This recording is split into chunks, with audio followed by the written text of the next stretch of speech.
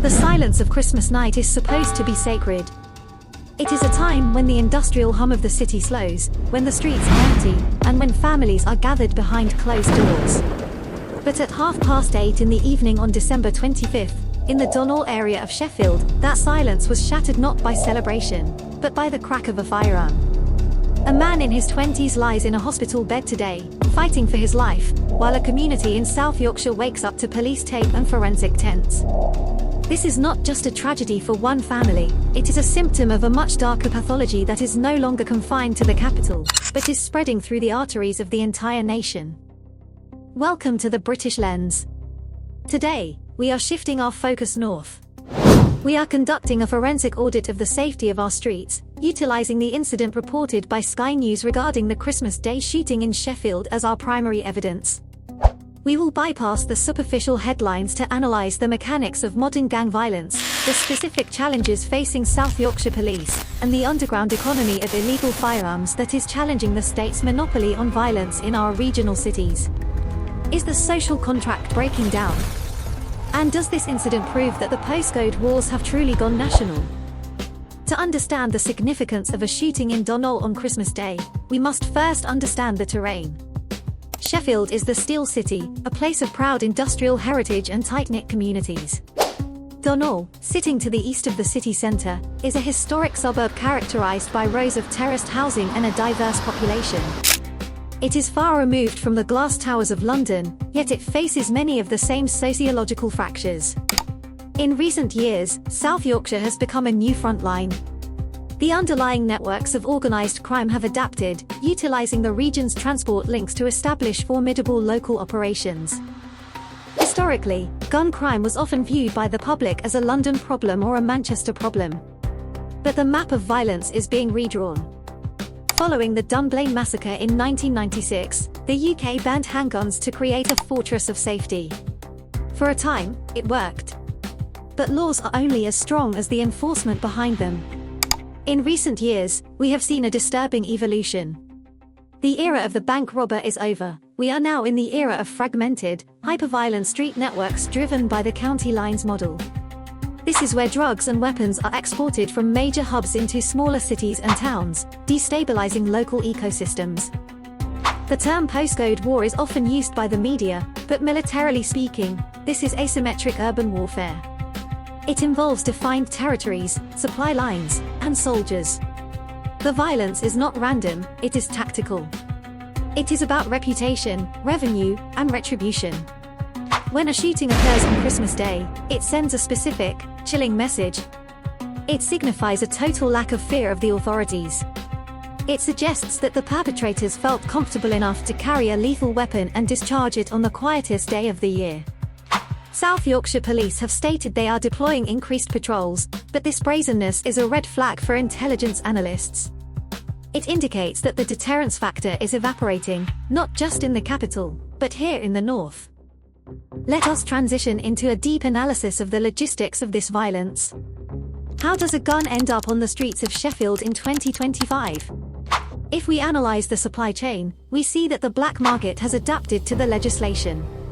We are seeing a rise in reactivated weapons. These are firearms that were legally deactivated for collectors but then drilled out and restored to firing condition by underground armorers. We are also seeing the influx of converted blank-firing pistols, imported from Eastern Europe where they are legal, and modified in garage workshops across the UK. This technical reality changes the threat landscape. It means that despite the ban on handguns, the barrier to entry for acquiring a lethal weapon is lowered for those with the right connections. From an intelligence perspective, the failure to prevent such an attack highlights a gap in human intelligence, or HUMINT. Policing a city like Sheffield requires more than just CCTV cameras and facial recognition software. It requires trust. It requires sources within the community who are willing to pick up the phone and tell a detective that a weapon has entered the estate, or that tensions are rising between rival factions. The tragedy in Darnall suggests that this intelligence network has gone dark. The relationship between the police and the communities they serve has frayed. When the community stops talking to the police become blind. And in the kingdom of the blind, the man with the gun is king. Economically, we must look at the drivers of this violence. The backdrop to this shooting is a cost of living crisis that has hollowed out the resilience of working-class neighborhoods across the north. Poverty does not excuse violence, but it creates the vacuum that gangs fill.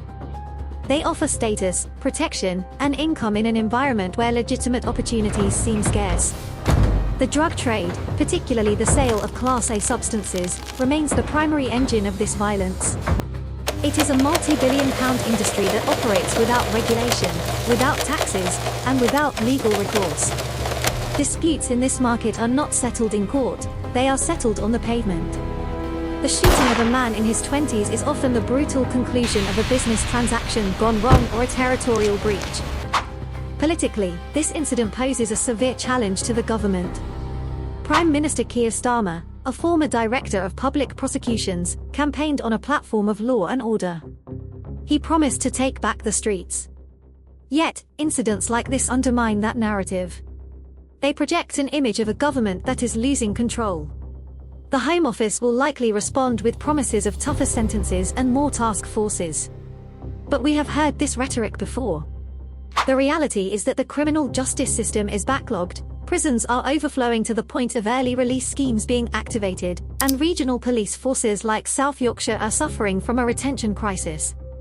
A government cannot legislate its way out of a shooting, it must enforce its way out, and that requires resources and political will that seem to be in short supply.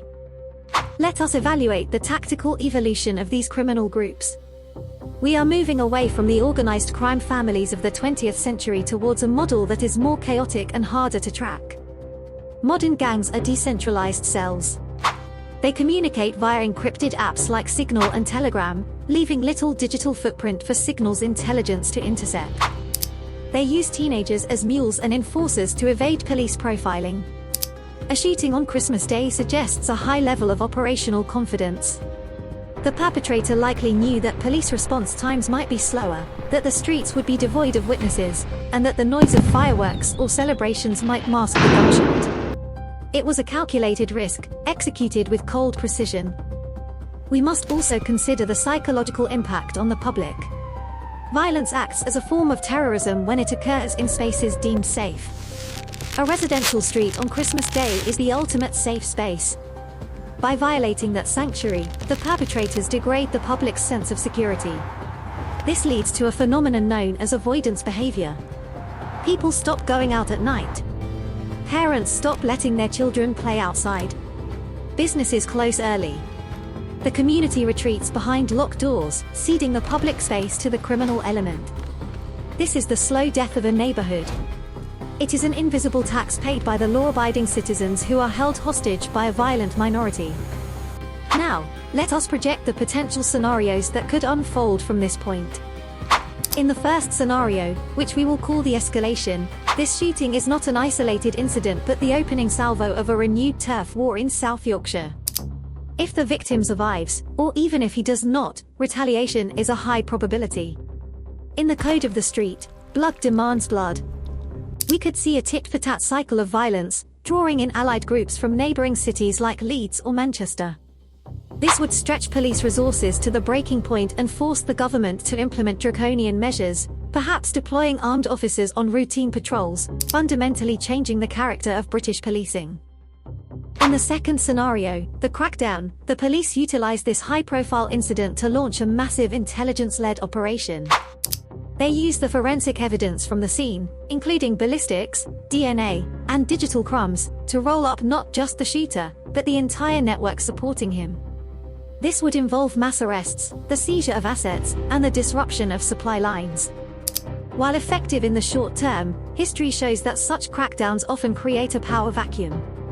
When the leadership of a gang is removed, it often sparks internal chaos as younger, more violent members vie for control, paradoxically leading to a spike in violence before stability returns. In the third scenario, the normalization, the news cycle moves on. The shooting becomes just another statistic in a year of rising crime. The public becomes desensitized. The police file remains open but unsolved due to a lack of witness cooperation. This is the most dangerous scenario of all, because it signals acceptance. It suggests that gun violence has become a permanent feature of the British landscape, something to be managed rather than eliminated. It marks the Americanization of British crime, where shootings are tragic but expected. Comparing this to international examples, we can look at the situation in Sweden. Sweden, like the UK, was once a beacon of safety. However, in recent years, it has suffered a plague of gang bombings and shootings driven by similar factors: drug markets, integration failures, and police under-resourcing. The UK is currently walking the same path. If the trajectory is not altered, cities like Sheffield could face the same crisis of authority that we see in Stockholm or Malmö. The warning signs are flashing red. So, what is the solution? It is multifaceted. It requires a hard power response, taking the guns off the streets and locking up the violent offenders. But it also requires a soft power strategy, dismantling the economic incentives of gang life, improving education, and rebuilding the shattered trust between the police and the community. It requires intelligence services to pivot and treat domestic organized crime with the same severity as foreign terrorism. The weapon that fired on Christmas Day is as much a threat to national security as a bomb plot, because it erodes the rule of law from the inside out. The investigation into the Darnall shooting is ongoing.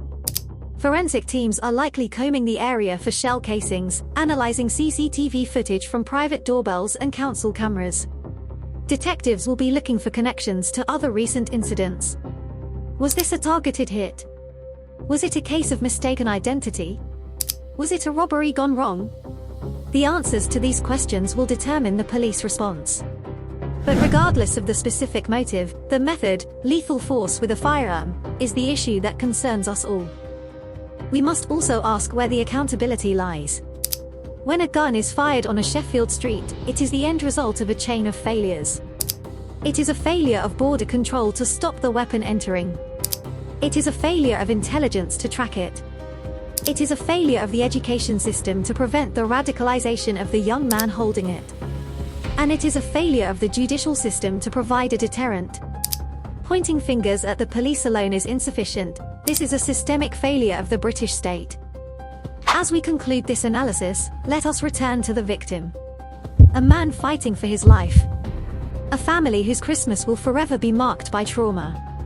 This is the human cost of policy failures. It is easy to look at crime statistics on a spreadsheet, but real blood is being spilled on our pavements. The shooting in Sheffield is a wake-up call. The quiet complacency that assumes it cannot happen here is no longer a viable defense strategy. The wolf is not at the door, the wolf is inside the house. The British lens exists to bring these uncomfortable truths into focus. We do not offer comfortable lies. We offer the cold, hard reality of the world as it is, not as we wish it to be. The safety of a nation is not a guarantee, it is a constant battle.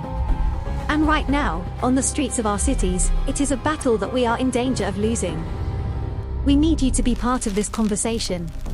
Do not let this story disappear into the void of the news cycle. Demand answers from your representatives. Support the police in their difficult task, but hold them accountable for their results. Stay vigilant in your own communities. If you value deep dive analysis that refuses to look away, then subscribe to the British Lens. Turn on your notifications so you are alerted the moment we release new intelligence. The world is getting more dangerous, and knowledge is your only armor. Share this video, discuss it, and help us shine a light on the shadows. Thank you for watching.